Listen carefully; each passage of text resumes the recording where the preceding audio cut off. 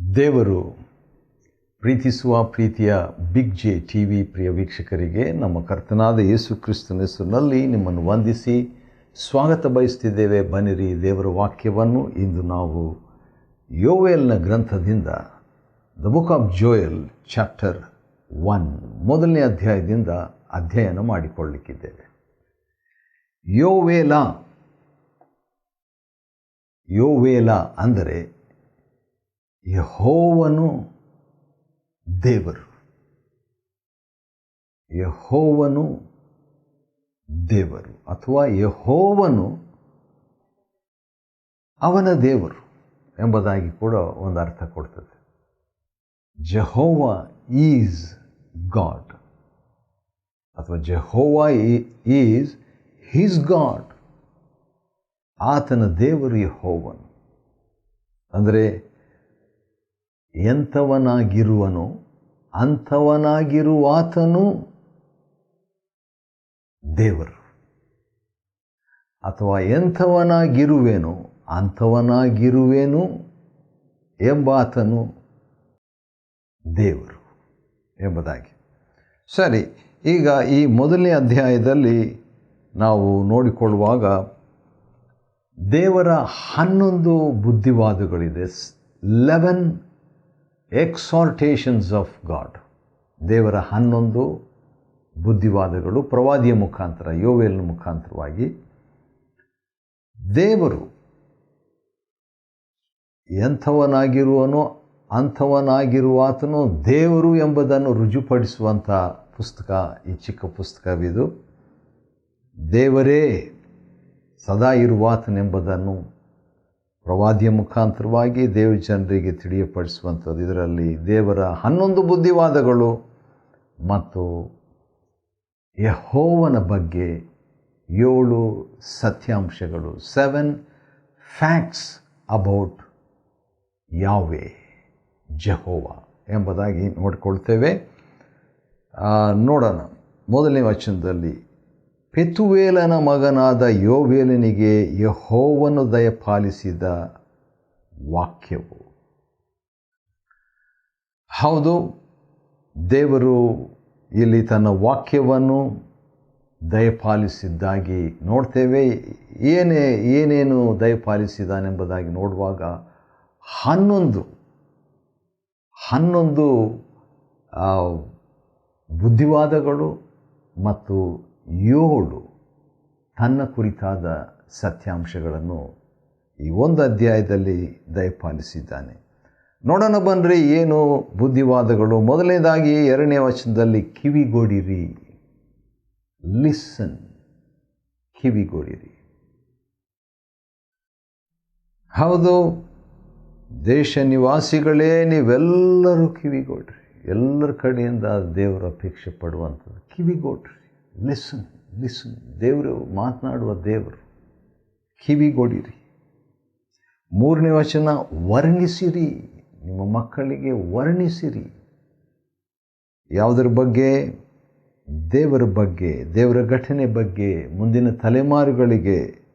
ಹೌದು, ಅವರಿಗೆ ಗೊತ್ತಾಗಬೇಕು, ಮಾಹಿತಿ ಸಿಗಬೇಕು ದೇವರ ಬಗ್ಗೆ, ದೇವರ ವಾಕ್ಯದ ಬಗ್ಗೆ, ದೇವರ ಕಾರ್ಯಗಳ ಬಗ್ಗೆ, ದೇವರ ವ್ಯವಹಾರಗಳ ಬಗ್ಗೆ, ದೇವರ ವಾಗ್ದಾನಗಳ ಬಗ್ಗೆ, ದೇವರ ಆಜ್ಞೆಗಳ ಬಗ್ಗೆ ಮುಂದಿನ ತಲೆಮಾರುಗಳಿಗೆ ಗೊತ್ತಾಗಬೇಕು. ಆದ ಕಾರಣ ವರ್ಣಿಸಿರಿ ಅಂತ ಹೇಳ್ತಾನೆ ರೀ. ಕಿವಿಗೊಡಿರಿ, ವರ್ಣಿಸಿರಿ. ಕಿವಿಗೊಟ್ಟದ್ದನ್ನು ವರ್ಣಿಸಿರಿ. 5ನೇ ವಚನದಲ್ಲಿ ಯೋವೇಲನ ಗ್ರಂಥ 1:5 ದೇವರು ಹೇಳುವಂಥದ್ದು, ಎಚ್ಚರಗೊಳ್ಳಿರಿ. ಹೌದು, ಒಂದು ಪ್ರತ್ಯೇಕವಾದ ಗುಂಪಿನವರಿಗೆ ಆ ಮಾತು, ಆದರೆ ಹುದುವಾಗಿ ಎಲ್ಲರಿಗೂ ಕೂಡ ಇದು ಅನ್ವಯಿಸ್ತದೆ. ಎಚ್ಚರವಾಗಿರ್ರಿ. ಆಮೇಲೆ ಎಚ್ಚರವಾಗಿದ್ದೇನು ಮಾಡಬೇಕು? ಅಳಿರಿ. ಅಳಿರಿ ಅಂದರೆ ಪಶ್ಚಾತ್ತಾಪ ಪಡಿರಿ. ಯಾಕಂದರೆ ಸ್ವಾರ್ಥರಾಗಿ ಬದುಕಿದ್ದಕ್ಕಾಗಿ ಪಶ್ಚಾತ್ತಾಪ ಪಡಿರಿ. ಯಾಕಂದರೆ ನಮ್ಮ ಕರ್ತನಾದ ಯೇಸು ಹೇಳಿದಂಥ ಒಂದು ಮಾತು ನನಗೆ ನೆನಪಿಗೆ ಬರುತ್ತಿದೆ. ಅದು ಮತ್ತಾಯನ ಬರೆದ ಸುವಾರ್ತೆಯಲ್ಲಿರುವಂಥ ಒಂದು ವಾಕ್ಯ. ನೋಡೋಣ ಬನ್ನಿರಿ. ಮತ್ತಾಯನ ಬರೆದ ಸುವಾರ್ತೆ 5ನೇ ಅಧ್ಯಾಯದಲ್ಲಿ ಪರ್ವತ ಪ್ರಸಂಗ ಎಂಬುದಾಗಿ ಕರೆಯಲಾಗುವ ಈ ಅಧ್ಯಾಯದಲ್ಲಿ 5ನೇ ಅಧ್ಯಾಯ ಮತ್ತು ದೇವರು ಹೇಳುವಂಥ ಒಂದು ಮಾತು 4ನೇ ವಚನದಲ್ಲಿ ಇದೆ. ಮತ್ತು 5:4 ದುಃಖಪಡುವವರು ಧನ್ಯರು. ಅವರು ಅಂದರೆ ದುಃಖಪಡುವವರು ಸಮಾಧಾನ ಹೊಂದುವರು, ದೇವರಿಂದ ಸಮಾಧಾನ ಹೊಂದುವಂಥದ್ದು. ಆದ ಕಾರಣ ಕಿವಿಗೊಡಿರಿ, ವರ್ಣಿಸಿರಿ, ಎಚ್ಚರಗೊಳ್ಳಿರಿ, ಅಳಿರಿ, ಅರ್ಚಿಕೊಳ್ಳಿರಿ ಅಂತ ಕೂಡ ದೇವರು ಹೇಳ್ತಾನೆ. ಹೌದು, ಇದು ಘೋಷಣೆಯನ್ನು, ಇದು ಒಂದು ಸಾಕ್ಷಿಯನ್ನು ಆ ದಿವಸಗಳಲ್ಲಿ ತುತ್ತೂರಿ ಮುಖಾಂತರ ಒಂದು ಘೋಷಣೆ ಮಾಡಲಾಗಿತ್ತು. ಈಗ ಗಟ್ಟಿಯಾದ ಸ್ವರದಲ್ಲಿ ಇದನ್ನು ಅರ್ಚಿಕೊಳ್ಳ್ರಿ ಎಂಬುದಾಗಿ ದೇವರು ಒಂದು ಪಂಗಡದವರಿಗೆ ಹೇಳುವಾತನಾಗಿದ್ದಾನೆ. ಅನಂತರ ಮುಂದೆ ನೋಡುವಾಗ 13ನೇ ವಚನದಲ್ಲಿ ದೇವರು ಹೇಳುವಂಥ ಇನ್ನೊಂದು ಮಾತು ಏನಂತ ಹೇಳಿದರೆ, ಮೊರೆ ಇಡಿರಿ, ಮೊರೆ ಇಡಿರಿ. ಹೌದು, ಇದು ಅಂತ್ಯಕಾಲದ ಸಂದೇಶವಾಗಿರೋದರಿಂದ ದೇವರಿಂದ ದೂರ ಹೋದಂಥ ದೇವಜನರು ಮಾಡ್ತಕ್ಕಂಥ ಒಂದು ಸಂಗತಿ ಮೊರೆ ಇಡುವುದು. ಯಾವ ರೀತಿಯಾಗಿ ಗೋಣಿತಟ್ಟನ್ನು ಉಟ್ಟುಕೊಂಡು ಮೊರೆ ಇಡೀರಿ. ವಿಶೇಷವಾಗಿ ಯಾಜಕರು, ದೇವರ ಸೇವಕರಿಗೆ ಹೇಳುವಂಥ ಒಂದು ಮಾತು. ಮತ್ತು ಗೋಳಾಡಿರಿ, ಅಳಿರಿ, ಇಲ್ಲಿ ಗೋಳಾಡಿರಿ. ಇನ್ನೂ ಸ್ವಲ್ಪ ಸೀರಿಯಸ್ ಆಗಿರಿ. ಯಾಕಂದರೆ 11ನೇ ವಚನದಲ್ಲಿ ಗೋಳಾಡಿರಿ, 13ನೇ ವಚನದಲ್ಲಿ ಕೂಡ ಗೋಳಾಡಿರಿ ಎಂಬುದಾಗಿ ದೇವರು ಆಹ್ವಾನಿಸುವಾತನಾಗಿದ್ದಾನೆ. ಹಾಗೆ ಮುಂದೆ ನಾವು ಓದುವುದಾದರೆ 13ನೇ ವಚನದ 2ನೇ ಭಾಗದಲ್ಲಿ ದೇವರು ತನ್ನ ದಾಸರಿಗೆ ಬನ್ನಿರಿ ಎಂಬುದಾಗಿ ಆಹ್ವಾನವನ್ನು ನೀಡುವಾತನಾಗಿದ್ದಾನೆ. ಬನ್ನಿರಿ. ಆನಂತರ ಇನ್ನೊಂದು ಮಾತು ಅದೇನೆಂದರೆ ಬಿದ್ದಿರ್ರಿ. ಎಲ್ಲ ವಿಚಿತ್ರವಾದಲ್ಲ. ಕಿವಿಗೊಡಿರಿ, ವರ್ಣಿಸಿರಿ, ಎಚ್ಚರಗೊಳ್ರಿ, ಅಳಿರಿ, ಅರ್ಚಿಕೊಳ್ಳ್ರಿ, ಮೊರೆ ಇಡ್ರಿ, ಗೋಳಾಡ್ರಿ, ಬನ್ನಿರಿ, ಬಿದ್ದಿರ್ರಿ. ಹೇಗೆ? ಗೋಣಿತಟ್ಟನ್ನು ಸುತ್ತಿಕೊಂಡು ರಾತ್ರಿ ಅಲ್ಲ ಅಂದರೆ ಅರ್ಥ ದೇವರ ಸನ್ನಿಧಾನದಲ್ಲಿ ಬಿದ್ದಿರುವಂಥದ್ದು. ಅದಕ್ಕಿಂತಲೇ ಇನ್ನೂ ಒಂದು ಮಾತನ್ನು ದೇವರು ಬುದ್ಧಿವಾದವಾಗಿ ಹೇಳ್ತಿದ್ದಾರೆ. ಇದು 10ನೇದು. ಅದು 14ನೇ ವಚನದಲ್ಲಿ ಏರ್ಪಡಿಸಿರಿ, ಏರ್ಪಡಿಸಿರಿ ಅಥವಾ ಕ್ರಮಪಡಿಸಿರಿ, ಅರೇಂಜ್ ಮಾಡಿರಿ, ಆರ್ಗನೈಸ್ ಮಾಡಿರಿ. ಏನು? ಉಪವಾಸ ದಿನವನ್ನು. ವಾವ್! ಹಳೆ ಒಡಂಬಡಿಕೆಯಲ್ಲಿ ಎಮರ್ಜೆನ್ಸಿ ಬಂದಾಗ, ತುರ್ತು ವಿಷಯಗಳು ಆದಾಗ, ಘಟನೆಯಾದಾಗ ಉಪವಾಸ ದಿನವನ್ನು ಏರ್ಪಡಿಸ್ತಿದ್ರು. ಆದ ಕಾರಣ ಇದು ದೇವರು ಹೇಳುವಂಥದ್ದು ಗಂಭೀರವಾದದ್ದೇ. ಆದ ಕಾರಣ ದೇವರು ಆ ರೀತಿಯಾಗಿ ಹೇಳಿಬಿಟ್ಟು ಇನ್ನೊಂದು ಮಾತನ್ನು ಕೂಡ ಹೇಳುವಂಥದ್ದನ್ನು 14ನೇ ವಚನದಲ್ಲಿ ಗಮನಿಸ್ತೇವೆ. ಅದೇನೆಂದರೆ ಸಂಘವನ್ನು ಕೂಡಿಸಿರಿ, ಸಂಘವನ್ನು ಕೂಡಿಸಿರಿ. ಈ ರೀತಿಯಾಗಿ ಅಂದರೆ ಸಭೆಯಾಗಿ ನೆರೆದು ಬನ್ನಿರಿ ಅಂತ ಹೇಳ್ಬಿಟ್ಟು ಆ ರೀತಿಯಾಗಿ ತಾನೇ ಯೆಹೋಷಾಫಾತನು ನೋಡ್ರಿ 2ನೇ ಪೂರ್ವಕಾಲ ವೃತ್ತಾಂತ, ಒಂದು ತುರ್ತು ಪರಿಸ್ಥಿತಿ ಅವನಿಗೆ ಆದಾಗ, ಇಕ್ಕಟ್ಟು ಅಥವಾ ಬಲು ಇಕ್ಕಟ್ಟಿನಲ್ಲಿ ಅವನು ಸಿಕ್ಕಿಕೊಂಡಾಗ ಅವನು ಮಾಡಿದಂಥದ್ದು ಇದೆ. ಇದು ಯೆಹೂದ್ಯರ ಒಂದು ಸಾಮಾನ್ಯವಾದಂಥ ಗೊತ್ತಿರುವಂಥ ಒಂದು ಅನುಭವ ಶೈಲಿ ಅಂತ ಕೂಡ ಹೇಳ್ಬೋದು. ಮೋವಾಬ್ಯರು, ಅಮ್ಮೋನ್ಯರು, ಮೆಗೋನ್ಯರು ಇವರೆಲ್ಲ ಯೆಹೋಷಾಫಾಟನಿಗೆ ವಿರುದ್ಧವಾಗಿ ಬಂದಾಗ ಅವನು ಏನು ಮಾಡ್ತಾನೆ? 3ನೇ ವಚನದಲ್ಲಿ 2ನೇ ಪೂರ್ವಕಾಲ ವೃತ್ತಾಂತ 20ನೇ ಅಧ್ಯಾಯದ 3ನೇ ವಚನದಲ್ಲಿ ಉಪವಾಸ ಮಾಡಬೇಕೆಂದು ಪ್ರಕಟಿಸಿ ಯೆಹೂದ್ಯರು ಯೆಹೋವನ ಸಹಾಯವನ್ನು ಕೇಳಿಕೊಳ್ಳುವುದಕ್ಕಾಗಿ ತಮ್ಮ ಎಲ್ಲ ಪಟ್ಟಣಗಳಿಂದ ಆತನ ಸನ್ನಿಧಿಯಲ್ಲಿ ಕೂಡಿ ಬಂದರು. ಸಭೆಯಾಗಿ ನೆರೆದು ಬಂದರು.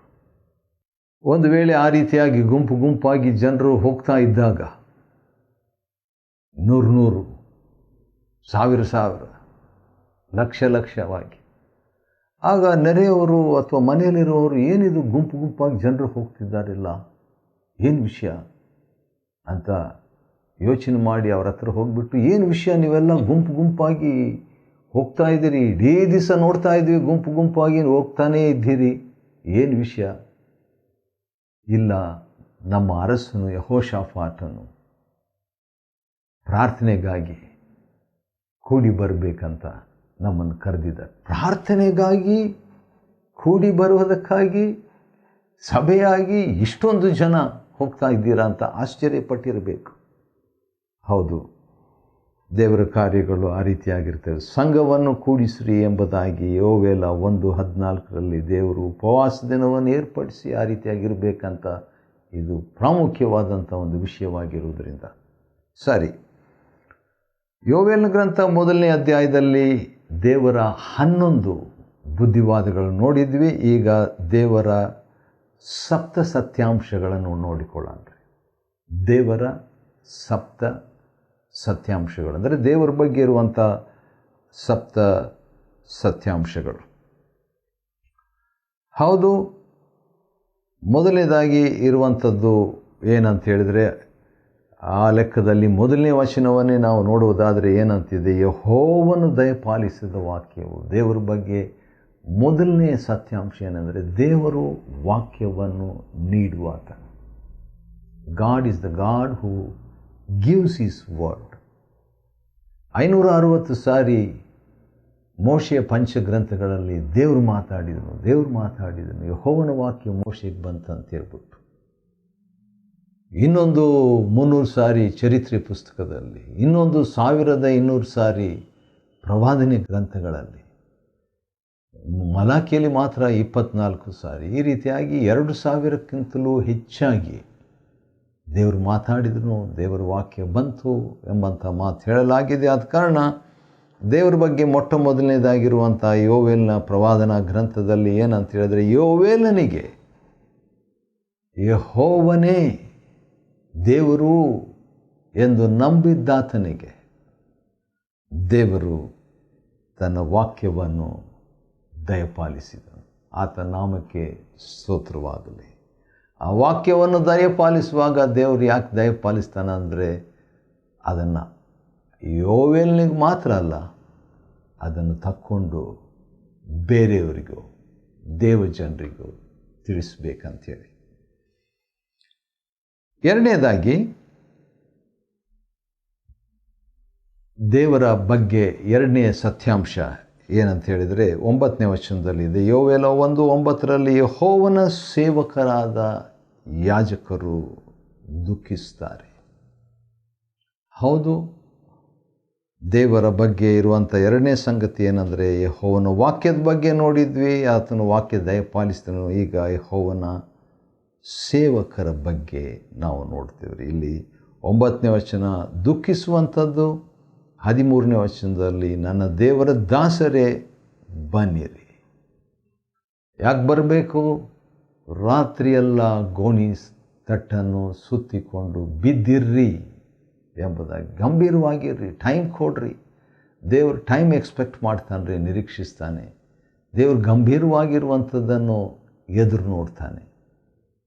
ಹೌದು, ಎರಡು ವಿಷಯ ಆಯಿತು, ದೇವರ ವಾಕ್ಯ, ದೇವರ ಸೇವಕರು. ಮೂರನೇದಾಗಿ ನೋಡುವಾಗ ಇನ್ನೊಂದು ಸಂಗತಿ, 14ನೇ ವಚನ ಏನಂತಿದೆ, ಯೆಹೋವನಿಗೆ ಕೊನೆ ಸಾಲು. ಹೌದು, ದೇವರ ಆಲಯಕ್ಕೆ ಬರಮಾಡಿ 14ನೇ ವಚನದಲ್ಲಿ ದೇವರ ಆಲಯಕ್ಕೆ ಬನ್ನಿರಿ ಅಂತ ಹೇಳಿದೆ. 16ನೇ ವಚನದಲ್ಲಿ ಕೂಡ ದೇವರ ಆಲಯಕ್ಕೆ ಬರಬೇಕಂತಿದೆ. ದೇವರ ಆಲಯದ ಬಗ್ಗೆ 2 ಸಾರಿ 14 ಮತ್ತು 16ರಲ್ಲಿದೆ. ಆದರೆ ಇಲ್ಲಿ ನಾವು ನೋಡುವಂಥದ್ದು ಏನಂದರೆ, ಯೆಹೋವನಿಗೆ ಮೊರೆ ಇಡ್ರಿ. ಹೌದು, ಯೆಹೋವನು ದೇವರೆಂಬ ಅನುಭವಕ್ಕೆ ನಾವು ಬರಬೇಕಾದ್ರೆ ಪ್ರಾರ್ಥನೆ ಮಾಡಬೇಕು. ಯೋವೇಲನ ಅನುಭವ ನಮಗೆ ಲಭ್ಯವಾಗಬೇಕಾದ್ರೆ ಮೊರೆ ಇಡಬೇಕು. 15ನೇ ವಚನದಲ್ಲಿ ನಾವು ನೋಡುವಾಗ ದೇವರ ಬಗ್ಗೆ ಮತ್ತೊಂದು ಸತ್ಯಾಂಶ ಏನಂದರೆ, ಯೆಹೋವನ ದಿನವು, ಡೇ ಆಫ್ ದ ಲಾರ್ಡ್. ಯೆಹೋವನ ದಿನವು ಎಂಬುದಾಗಿ. ಆ ದಿನದ ಬಗ್ಗೆ ನೋಡುವಾಗ ಆ ದಿನ ಗಂಭೀರವಾದಂಥದ್ದು. ಡೇ ಆಫ್ ದ ಲಾರ್ಡ್ ಅಂತ ಪ್ರವಾದಿಗಳು ಆಗಾಗ ಯೋವೇಲ್ನ ಇತ್ಯಾದಿ ಪ್ರವಾದಿಗಳು ಹೇಳುವಂಥದ್ದು ಅದು ಕರ್ತನ ನ್ಯಾಯ ತೀರ್ಪಿನ ದಿನವೂ ಕೂಡ ಎಂಬುದಾಗಿ ಹೇಳ್ಬೋದು. ಅಥವಾ ಅಂತ್ಯ ದಿನವನ್ನು ಸೂಚಿಸುವಂಥ ಒಂದು ಮಾತು ಯೆಹೋವನ ದಿನವು ಎಂಬುದಾಗಿ, ಅಥವಾ ನ್ಯಾಯ ತೀರ್ಪಿನ ದಿನವು ಅಂತ ಕೂಡ ಹೇಳ್ಬೋದು. 1:15 ಯೋವೇಲ್ನ ಗ್ರಂಥದಲ್ಲಿ ಅದನ್ನು ನೋಡ್ಕೊಳ್ತೇವೆ. ಅನಂತರ ನಾವು ನೋಡುವಾಗ ಅದೇ 15ನೇ ವಚನದ 2ನೇ ಭಾಗದಲ್ಲಿ ಅದು ಸರ್ವಶಕ್ತನಿಂದ ನಾಶನದ ದಿನವಾಗಿ ಬರುವುದು. ಸರ್ವಶಕ್ತನು, ಆದರೂ ಕೂಡ ಆತನು ನ್ಯಾಯಾಧಿಪತಿ. ಆತನು ದಂಡಿಸಬೇಕು. ತನ್ನ ಜನರಾದರೂ ಯಾವ ಜನರಾದರೂ ಆತನು ದಂಡಿಸಬೇಕು. ಹೌದು, ದಂಡಿಸ್ತಾನೆ. ಹೆಚ್ಚಾಗಿ ನಾವು ನೋಡುವಾಗ ದಂಡನೆಗಿಂತಲೂ ಆತನು ದಯೆಯನ್ನು, ಕರುಣೆಯನ್ನು ತೋರಿಸುವ ಆತನಾಗಿದ್ದಾನೆ. ಒಂದು ವಾಕ್ಯ ನನಗೆ ಯೆರೆಮೀಯನ ಗ್ರಂಥದಿಂದ, ಯೆರೆಮೀಯ ಆದಮೇಲೆ ಪ್ರಲಾಪ ಇದೆಯಲ್ಲ, ಪ್ರಲಾಪದಿಂದ ಒಂದು ವಾಕ್ಯ ನನಗೆ ನೆನಪಿಗೆ ಬರ್ತಿದೆ. 3ನೇ ಅಧ್ಯಾಯ ಪ್ರಲಾಪ.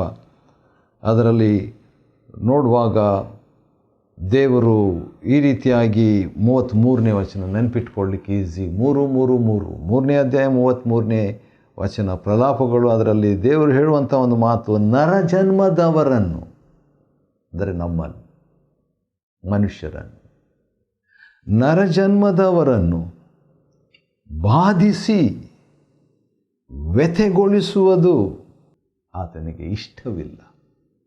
ದೇವರಿಗೆ ಇಷ್ಟವಿಲ್ಲದ್ದು ಏನು? ನಮ್ಮನ್ನು ಬಾಧಿಸಿ ವ್ಯಥೆಗೊಳಿಸುವುದು ಆತನಿಗೆ ಇಷ್ಟ ಇಲ್ಲ ಅಂತ. ಸರಿ, ಯೋವೇಲ್ನ ಗ್ರಂಥ 1ನೇ ಅಧ್ಯಾಯದ 16ನೇ ವಚನಕ್ಕೆ ನಾವು ಬಂದಾಗ ಅಲ್ಲಿ ದೇವರ ಆಲಯದ ಬಗ್ಗೆ ಬರೆದಿದೆ. ಈಗಾಗಲೇ 14ನೇ ವಚನದಲ್ಲಿ ನಾವು ನೋಡುವಾಗ ನಿಮ್ಮ ದೇವರಾದ ಯೆಹೋವನ ಆಲಯಕ್ಕೆ ಬರಮಾಡಿ ಮೊರೆ ಇಡ್ರಿ ಅಂತ ಹೇಳಿದ್ದಾರೆ. ಮತ್ತು ಇಲ್ಲಿ 2ನೇ ಸಾರಿ ಕೂಡ ಆಲಯದ ಬಗ್ಗೆ ಇನ್ನೊಂದು ಸರಿ ಯಾವ ರೀತಿಯಾಗಿ 1ನೇ ಅಧ್ಯಾಯ 9ನೇ ವಚನದಲ್ಲಿ ದೇವರ ಸೇವಕರು, 13ನೇ ವಚನದಲ್ಲಿ ದೇವರ ಸೇವಕರು ಅಂತ 2 ಸಾರಿ ಹೇಳಲಾಗಿದೆ. ಅದೇ ರೀತಿಯಾಗಿ ಆಲಯದ ಬಗ್ಗೆ ಕೂಡ 1ನೇ ಅಧ್ಯಾಯ 14ನೇ ವಚನ, 1ನೇ ಅಧ್ಯಾಯ 16ನೇ ವಚನ 2 ಸಾರಿ ಆಲಯದ ಬಗ್ಗೆ ಹೇಳಲಾಗಿದೆ. ಹೌದು, ಯೆಹೋವನೇ ದೇವರು ಎಂಬ ಅನುಭವಕ್ಕೆ ಬರಬೇಕಾದರೆ ಆಲಯಕ್ಕೆ ಬರಬೇಕು. ಆಲಯದ ಅನುಭವ ಆಗಬೇಕು. ಹೌದು, ನೀವೇ ದೇವರ ಆಲಯ ಎಂಬುದಾಗಿ ಭಕ್ತ ಪೌಲ ಹೇಳಿದ್ದು ನಮಗೆ ನೆನಪಿರಬೇಕು. 1ನೇ ಕೊರಿಂಥ 3, 1ನೇ ಕೊರಿಂಥ 6 ಈ 2 ಅಧ್ಯಾಯಗಳಲ್ಲಿ ದೇವಜನರು ದೇವರ ಆಲಯವಾಗಿದ್ದಾರೆ ಎಂಬುದನ್ನು ಸ್ಪಷ್ಟಪಡಿಸುವ ಆತನಾಗಿದ್ದಾನೆ. 19ನೇ ವಚನದಲ್ಲಿ ಯೋವೇಲ್ನ ಗ್ರಂಥ 1ನೇ ಅಧ್ಯಾಯ 19ನೇ ವಚನದಲ್ಲಿ ನಾವು ನೋಡುವಾಗ ಇಲ್ಲಿ ಪ್ರವಾದಿ ಪ್ರಾರ್ಥಿಸುವ ಹಾಗೆ ಕಾಣ್ತದೆ. ಯಾಕಂದರೆ ಶೈಲಿ ಬದಲಾಗ್ತದೆ. ನೋಡ್ರಿ, ಅದನ್ನು ಓದೋಣ ಬನ್ನಿರಿ. 1:19 ಜೋಯಲ್ 1:19 ಯೆಹೋವ ನಿನಗೆ ಮೊರೆ ಇಡುತ್ತೇನೆ. ಈಗಾಗಲೇ ದೇವರಿಗೆ ಮೊರೆ ಇಡ್ರಿ ಅಂತ ಹೇಳಿಬಿಟ್ಟು ಭಾಳ ಆಶ್ಚರ್ಯ. ಯಾಕಂದರೆ ಪ್ರವಾದಿ ಯೋವೇಲ ಅವನು ಮೊರೆ ಇಡಿರಿ. ಈಗ ಉದಾಹರಣೆಗೆ 1:14 ಮೊರೆ ಇಡಿರಿ ಎಂಬುದಾಗಿ ಹೇಳ್ತಾನೆ ರೀ. ಆ ರೀತಿಯಾಗಿ ಹೇಳಿಬಿಟ್ಟು 19ನೇ ವಚನದಲ್ಲಿ ಮೊರೆ ಇಡುತ್ತೇನೆ. ಪ್ರಾರ್ಥನೆ ಮಾಡ್ರಿ ಅಂತ ಹೇಳೋದಕ್ಕೂ ಪ್ರಾರ್ಥನೆ ಮಾಡ್ತಿದ್ದೇನೆ ಅನ್ನೋದಕ್ಕೂ ವ್ಯತ್ಯಾಸ ಇದೆ. ಮದುರೈನಲ್ಲಿ ವಿಕ್ಟರ್ ಪಿ ಲಾರೆನ್ಸ್ ಅಂತ ಹೇಳಿಬಿಟ್ಟು ದೇವ ಭಕ್ತರು ಒಬ್ಬರಿದ್ದರು. ಅವರು ತುಮಕೂರಿಗೆ ಬಂದು ದೇವರ ವಾಕ್ಯವನ್ನು ಸಾರಿದಾಗ ಅದನ್ನು ನಾನು ಕನ್ನಡಕ್ಕೆ ಅವರ ಸಂದೇಶವನ್ನು ಭಾಷಾಂತರಿಸಿದ್ದು ನೆನಪಿಗೆ ಬರುತ್ತಿದೆ. ಅವರು ಪ್ರಾರ್ಥನೆ ಮಾಡಲಿಕ್ಕೆ ಹೋದಾಗ ಯಾವಾಗ ಹಿಂದಿರುಗಿ ಮನೆಗೆ ಬರ್ತಾರೆ ಅನ್ನೋದು ಗೊತ್ತಾಗ್ತಿದ್ದಿಲ್ಲಂತೆ. ಅಷ್ಟೊತ್ತು ಅವರು ನೀರು ತಗೊಂಡು ಹೋಗಿ ಪ್ರಾರ್ಥನೆ ಮಾಡ್ತಿದ್ರು. ಅವ್ರ ತಂದೆ ಕೂಡ ಆಶ್ಚರ್ಯಪಡ್ತಿದ್ರಂತೆ. ಅಂಥ ವ್ಯಕ್ತಿ ಹೇಳುವಂಥ ಒಂದು ಮಾತೇನೆಂದರೆ, ಪ್ರಾರ್ಥಿಸಿರಿ ಮತ್ತು ಪ್ರಾರ್ಥಿಸುತ್ತಿದ್ದೇನೆ ಎಂಬುದಾಗಿ. ಅದೇ ಯೋವೇಲ್ನ ಒಂದು ಅನುಭವ ಕೂಡ ಆಗಿದೆ. ಮೊರೆ ಇಡ್ರಿ 1:14, ಮೊರೆ ಇಡುತ್ತೇನೆ 1:19. ಯಾಕಂದರೆ ಯೆಹೋವ ಅಂದರೆ ಎಂಥವನಾಗಿರುವನೋ ಅಂಥವನಾಗಿದ್ದಾನೆ, ಆತನಿಗೆ ಮೊರೆ ಇಡ್ತೇನೆ, ಸದಾ ಇರುವ ಆತನಿಗೆ ಮೊರೆ ಇಡ್ತೇನೆ. ಆ ರೀತಿಯಾಗಿ ನಾವು ಮೊರೆ ಇಟ್ಟು ಯೆಹೋವನೇ ದೇವರೆಂಬ ಅನುಭವಕ್ಕೆ ಬರುವಂತೆ ದೇವರು ನಮ್ಗೆ ಸಹಾಯ ಮಾಡಲಿ. ಯೋವೇಲ್ ಗ್ರಂಥ 1ನೇ ಅಧ್ಯಾಯವನ್ನು ಅಧ್ಯಯನ ಮಾಡಿಕೊಳ್ಳುವಂತೆ ದೇವರು ಕೊಟ್ಟ ಕೃಪೆಗಾಗಿ ಆತನಿಗೆ ಸ್ತೋತ್ರವಾಗಲಿ. ದೇವರು ನಿಮ್ಮನ್ನು ಆಶೀರ್ವದಿಸಲಿ.